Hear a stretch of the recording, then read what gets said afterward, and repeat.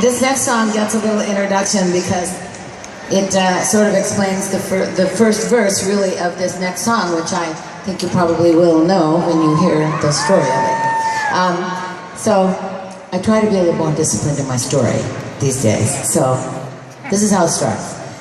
Lindsey Buckingham grew up in San Francisco, and Stevie Nicks actually didn't, but her family was transferred up there right before she was a senior.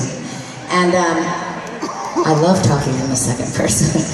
And she met him one time in her senior year, and he was a junior, a year younger. And then she never saw him again. It's like, where did he go? I don't know. He just disappeared off the face of the earth. And so 2 years later, he was in a band, and he remembered me, I guess, and he told his drummer to call me and see if I wanted to join their band. And of course I said, well, of course.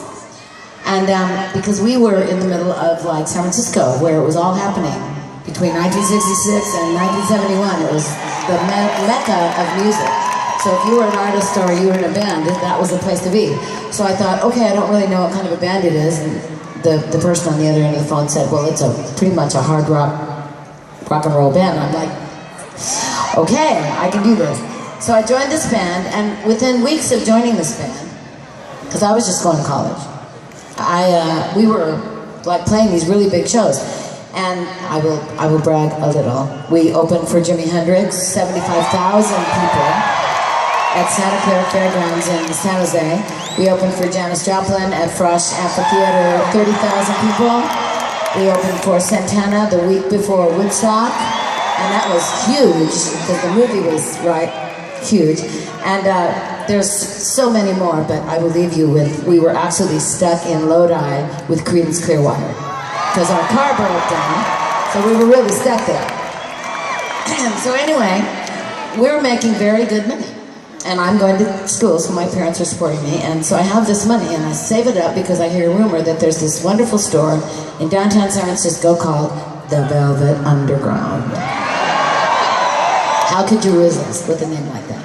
So I saved up my money, jumped in my Corvair red Candy Apple Monza 5-speed convertible, and buzzed up to San Francisco, found the store, and walked in and realized that there was absolutely no way that I could afford anything in this tiny little store full of magical things.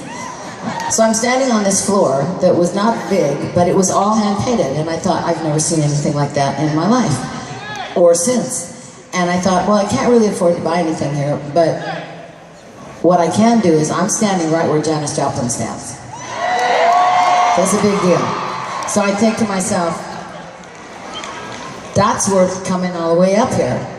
And all of a sudden, I start to have like a premonition/seizure where I realize that I'm seeing the future, and I'm feeling the days of being a waitress and being in school going away, and the days of something else coming.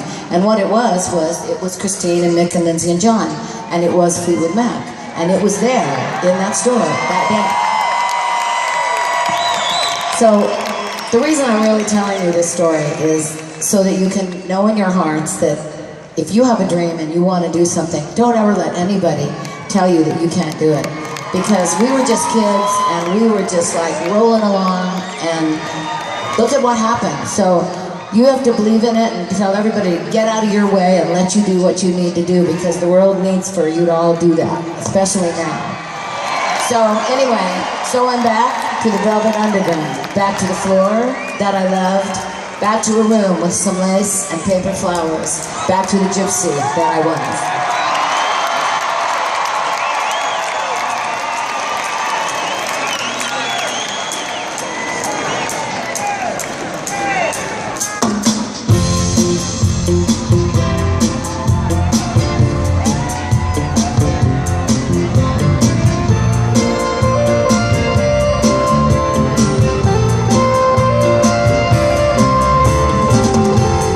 So I'm back to the velvet